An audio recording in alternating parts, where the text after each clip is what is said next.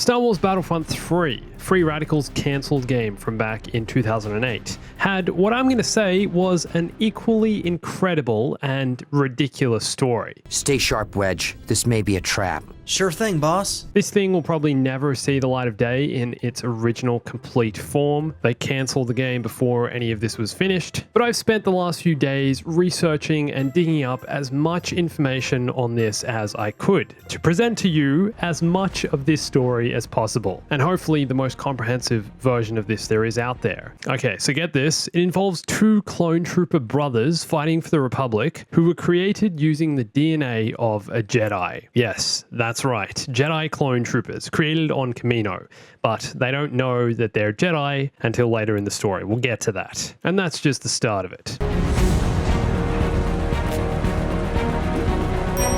So I just made a video all about the history of Battlefront 3, why it was cancelled, and actually got to play a pre-alpha build of the game. I'd recommend watching that video before or after you watch this one. Doesn't really affect the story and really matter, but it'll give you some context on what I'll be talking about today. Also, just another heads up, a lot of this information came from the Vault, a Free Radical archive, which is an online project put together by a bunch of Star Wars fans who've basically done the best job possible of rebuilding Star Wars Battlefront 3, collecting all assets, everything there was to know about this game. LucasArts never released it. It was supposed to release in 2008 or 2009, cancelled before that, and since then there's been many things leaked about it. So I'll leave a link down in the description to more of their stuff as well if you want to check out more of it, more of the project. Okay, now hold up a second. If you've played Star Wars Battlefront Elite Squadron on the PSP or Nintendo DS, that game came out in 2009, this story might sound familiar. You see, after Battlefront 3 was cancelled, LucasArts gave all the assets to Rebellion Developments, who developed Elite Squadron, and that included a heavily stripped down, modified version of the single player from Battlefront 3.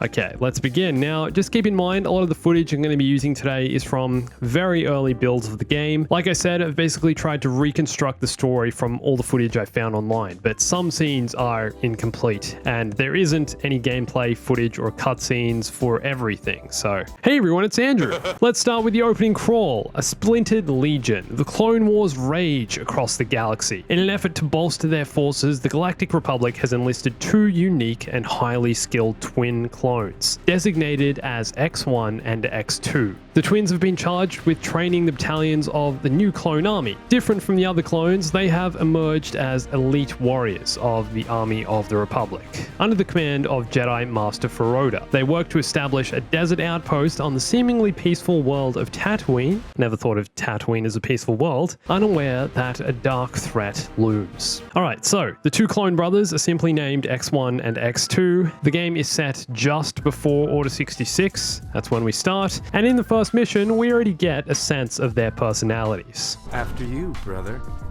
It's nice to see you show respect for your elders. Older by what? 1 hour? 2? Also, just another heads up, I'm pretty sure a lot of the voices in the game in these cutscenes are just placeholders and were recorded by the developers. I think they were still in the process of hiring proper voice actors because the clone troopers sound like this. We've picked up an unidentified craft in the vicinity. It's not how a clone trooper sounds. Also, this guy here, Jedi Master Feroda, very soon we'll see what happens to him during Order 66. Can't wait for that. Now, okay, it's pretty cool seeing this opening mission, the interior of an Acclamator assault ship. We can see a bunch of clones working on an ATTE, and if this was all completed and fully detailed, I think it'd look great. Looks like there were things you could interact with in this space as well. And already we get a little precursor for what's going to happen to these clone brothers, a little bit of tension between them and the Jedi way. About time we got some recognition. We're long overdue a medal or two. X1, celebrating the ability to harm others is a dangerous path. X1 wants to be congratulated for, basically being a soldier, and we can already see how these two clone brothers are different from the modified Jango Fett clone template, who have been conditioned since birth. Okay, so this opening mission was all about introducing you to Battlefront 3's core mechanics, including space-to-ground combat, which is the big sell point of this game. So you get to fly a Jedi starfighter, fly out into space, you find a Vulture droid that was scouting the clone army and shoot it down, and then return to the hangar. And then you jump in an LAAT and fly down to Tatooine, have to go save your fellow clones from a Tusken Raider ambush. And after this, you ride a speeder bike back to Mos Eisley, and when you get there, a wild Rancor appears, and you take control of Master Feroda to take it down, and all of this is just the training mission. Already, I think you can see the scale of this game. Part of the reason why development on this thing was never finished, it was kind of just too grand, and each and every one of these story missions I'm going to show you today was this kind of scale. Just so much going on, so many things to do, space to ground, different vehicles, weapons, controls. It was a massive game. All right, so then the droid army invades Tatooine. Let's wrap that up. We're behind schedule. X1 calls you his little brother again. Little brother, you need a hand with that? Like, seriously, what's this guy's problem? You're twin clones. It's like calling Leia Luke's little sister because they were born a few seconds apart. Come on, man. Then X1 completely ignores what Master Feroda says on the hologram. So obviously these clones weren't properly programmed to follow orders of the Jedi. Like I said, they're variants. They're not from the Jango Fett template. And during the mission, you basically fight off the droid invasion. And that involves ground combat as well as space combat, going up and destroying the CIS control ship in orbit above the planet. Okay, so next up, we're heading to Coruscant, where Palpatine is commending X1 and X2 for their efforts on Tatooine. These two honorable clone warriors are to be commended. Their courage and determination have allowed us to stand firm in the face of the Separatist menace time and time again. On the behalf of the Republic, I thank you. Now, I'm pretty sure what happens here is Palpatine goes to give X2 a medal, and X1 intervenes and says, I am the elder, sir. I understand. he was born first, therefore he should be given the medal first. Come on, man. Are you serious? Like, really? That kind of sibling rivalry? This dude isn't even a likable villain. Like, I feel nothing for you, man. You're spoiled. X1 finally annoyingly gets the recognition he wanted. Anyway, then an alarm goes off, and this is the beginning of the Separatist invasion on Coruscant that we see in Revenge of the Sith. You first fight from the ground, then make an assault on the Separatist cruiser, get to fly through all the city buildings and up to space, and actually get to land inside the enemy hangar and take out the ship from the inside. Again, showing off Battlefront 3's ground-to-space combat. And during this mission, you'd also see General Grievous climbing the Senate apartments on his way to capture Palpatine, and would also see Mace Windu and Yoda fighting battle droids in the city streets. They're just dumping everything in there, all these Star Wars moments, and taking you through it. And you'll also create a distraction for Obi-Wan and Anakin during the space battle as they're on their way to save Palpatine from General Grievous's invisible hand. So it's tying into Revenge of the Sith. So, at the end of the mission, Master Feroda asks who gave the order to destroy the enemy ship. X1 takes full responsibility, of course, and Feroda speaks down to him for his recklessness, but praises X2. So X1 isn't really a big fan of the Jedi. And next, you're on your way to Cato Nemoidia to assist Master Plo Koon. And here, once again, we get a sense of X1's insubordination. You will be divided into two sections. One with me, and the other under the command of Master Plo Koon. This is ridiculous. The Jedi, rallying us for another battle. They should be using their power as it was meant to be used. These Jedi would be better used as cloning material.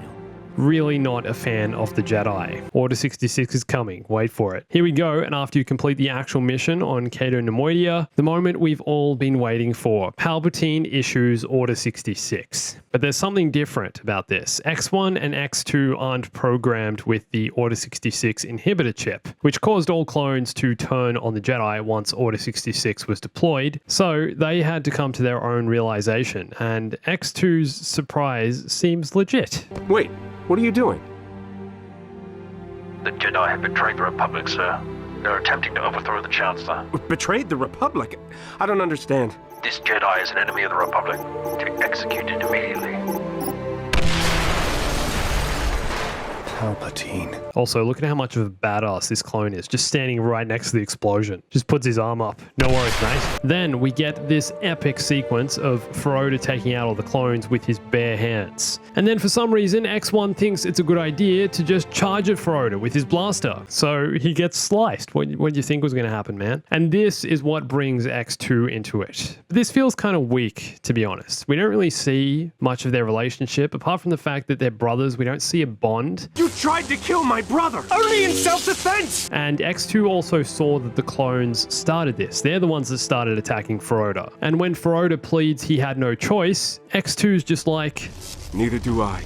And so the game forces you to face off against the Jedi, and you eventually kill him with your vibroblade. So hold up a second, a special ops clone just killed a Jedi with force powers. Yeah, right, okay. Come on, man.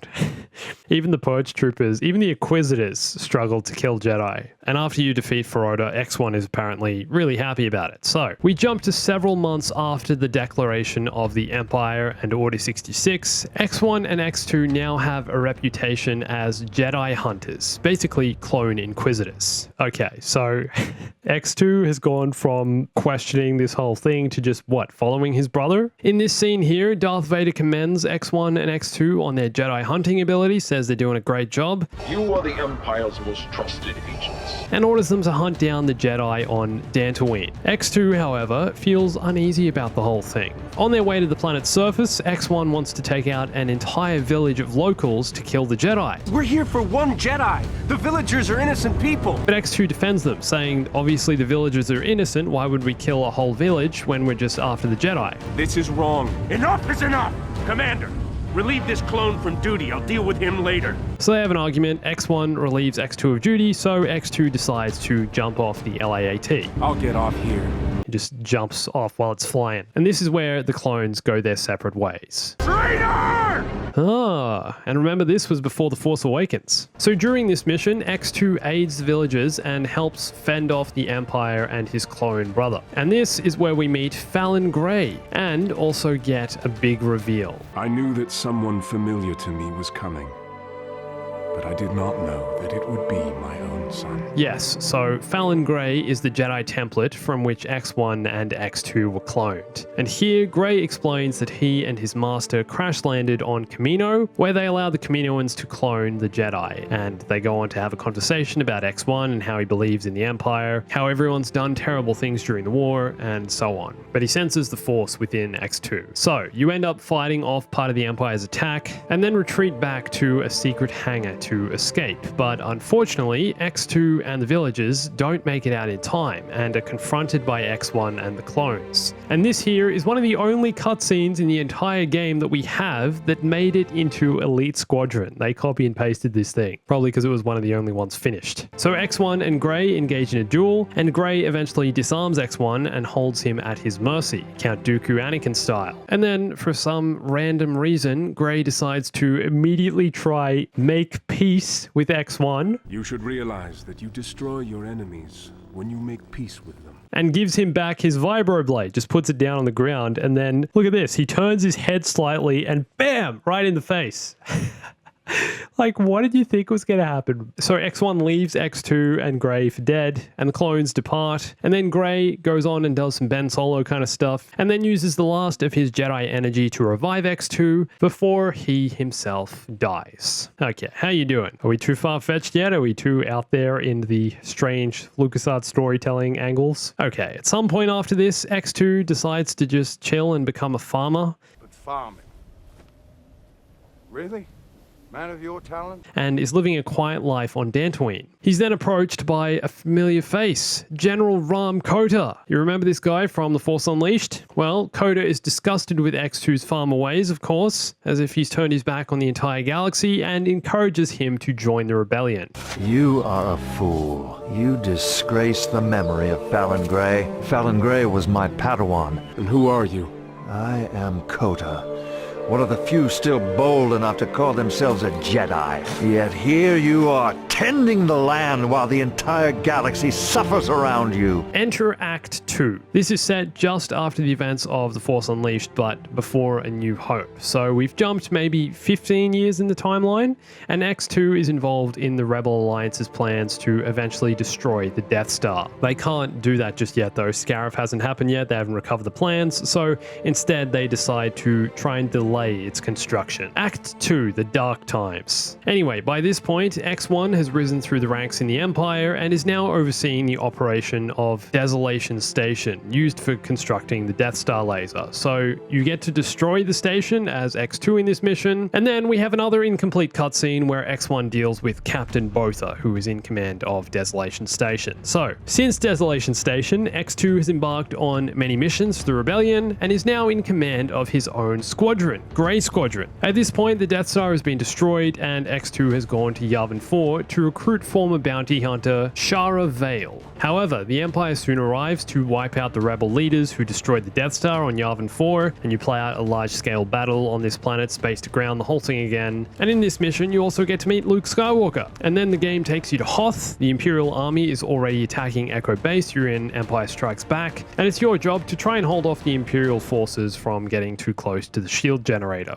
Basically, you get to play the Battle of Hoth from the Rebels' perspective. You then escort the final evacuation transport from the planet, and the brothers have a brief encounter. I don't think you got to fight him here though. Next mission, you're in Return of the Jedi, you're on Endor, and you help the Ewoks liberate their village. And then you get to fly an X-Wing from the surface of Endor up to the Death Star 2, land in one of its hangars, download some Imperial data, then escape before it explodes. Man, what a ridiculous mission, flying from the planet's surface into the Death Star 2. This would have really pushed the game's engine. I doubt it would have been able to handle it. And after the Death Star explodes, you go off with Luke to learn more about the ways of the Jedi. Okay, and then we're on to Act 3. Set just after the destruction of the second Death Star, X2, Luke, Lando, and the Rebels go to Bespin to fight off what's left of the Imperial occupation. And at this point, you're a Jedi yourself, and you get to fight a bunch of Dark Troopers as a Jedi. Sound familiar? Mandalorian vibes, anyone? So all this time, X2 has been trying to track down X1, but his trail has gone cold. X2 gets a clue and decides to head to the mysterious Dathomir. The heroes approach what looks like an abandoned Imperial shipyard until they're swarmed with TIE fighters, and you have to fight a large-scale space battle over Dathomir. Then you land on the planet's surface, big-scale battle again, defeat a bunch more Imperials, and now it's time to enter Dathomir's caves, Jedi Fallen Order style. Immediately, you're faced with a Rancor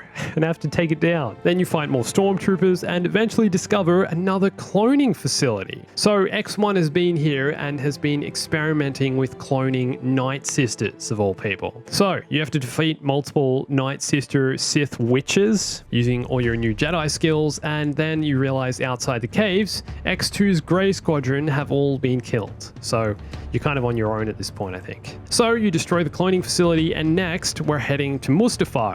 And from this point on, there's very limited information on what's happening during the actual missions. So from what we know, you get to Mustafar, meet up with Red Squadron, and when you get there, you see X1's Super Star Destroyer deploying a bunch of escape pods for some reason. So you begin your assault on the Star Destroyer, try and take it down, and get this, you actually get to destroy it, and it crashes into the planet's surface of Mustafar. So then you go down to the Imperial base on the planet, find another cloning facility, destroy the cloning facility, and then with a bunch of rebels, Luke attempts to capture X1. Stay sharp, Wedge. This may be a trap. Sure thing, boss. You're surrounded. Lay down your arms.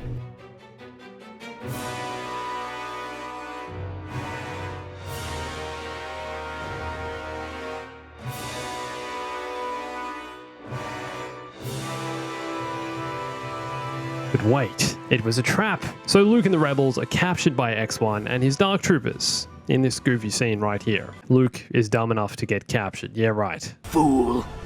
It is you who are surrounded. Fall back, rogues. Get to your fighters. But Luke. So X2 and Shara, that bounty hunter I mentioned earlier, learn that X1 has one final base located on Kashyyyk. So you go there, you play out a large-scale battle, defeat the Empire's forces, free some Wookiees, rescue Luke, and then finally you get to properly go one-on-one with your brother, X1. You have won.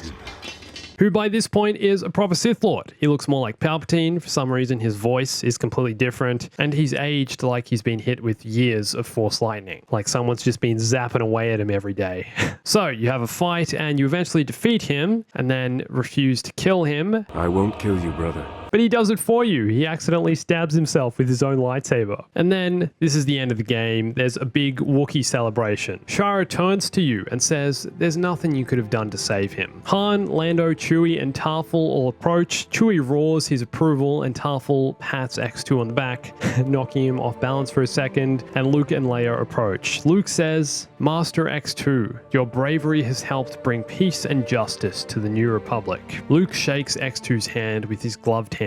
The celebration around them slowly overcomes the sadness. X2 is sad about his brother. And then we see all the heroes and the end. We cut to credits. And that's the Star Wars Battlefront 3 story we could have had. Wacky, goofy, very LucasArts 2008 Star Wars storytelling style, perhaps even more exaggerated than The Force Unleashed. But overall, lots of large-scale epic battles across multiple planets, and definitely something I'm sure we would have all wanted to play. You can see by all the footage I used and the gaps in the story how incomplete it was though, and it's not clear whether they were close to finishing this or not, whether these are the final builds or not. But what did you guys think of this? Is this something you would have enjoyed? What did you think of the story? Let me know in the comments. And for more on why this game was cancelled and other cancelled Star Wars games, you should watch one of these videos here, and follow me on Instagram, Twitter, and join my Discord. Come say hi, send me your favorite Star Wars games, old stuff, new stuff, whatever you want, and stay up to date with the latest Star Wars gaming news. And thanks for watching this. My name's Andrew. I'll catch you soon. Stay bombastic.